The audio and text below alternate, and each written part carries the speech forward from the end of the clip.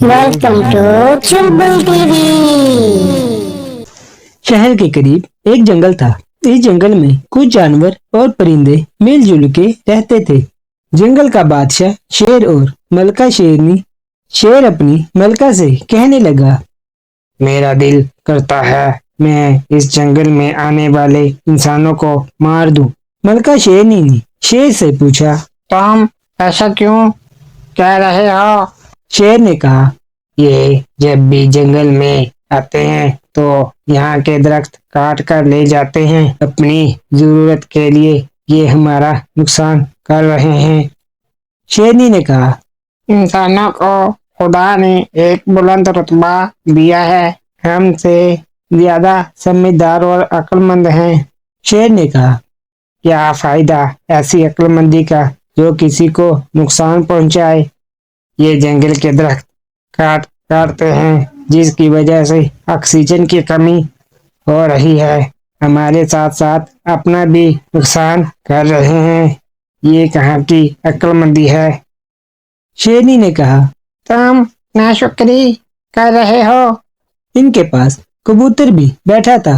इसने कहा, हमको ये करना चाहिए कि हम इंसानों को दरख्त काटने की बजाय दरख्त लगाने की तरफ लेके आए। शेर ने कबूतर से कहा, अगर इंसानों तक ये पैगाम कैसे पहुंचे? कबूतर ने शेर से कहा, हम इस काम की जिम्मेदारी मिट्ठू को देते हैं। वो इंसानों को अच्छी तरह से समझ सकता है। शेरनी ने कबूतर से कहा, ठीक है, तुम जाओ और मिट्टू को कहो कि वो ये काम जल्द अज जल्द करे। इसमें हम सबकी भलाई है। कबूतर भी वहां से मिट्ठू की तरफ चला गया और मिट्ठू को सारी बात से बाखबर किया। मिट्ठू पे शेर और शेरनी के पास आया और कहने लगा, हम इनको नहीं रोक सकते, मगर एक जगह ऐसी है जहां हमारा ये काम हो सकता है। कबूतर ने मिट्ठू से पूछा, ऐसी कौन सी जगह है?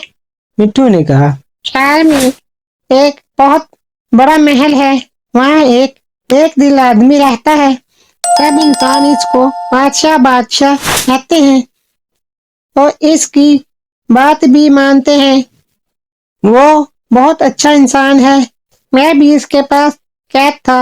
एक दिन उसने मुझे आजाद कर दिया और कहा, हमारी तरह तुमको भी आजाद जिंदगी गुजारने का पूरा हक है। कबूतर ने मिट्ठू से कहा, ठीक है, तुम सुबह इसके पास जाना और हमारी सारी कहानी इसको बता देना।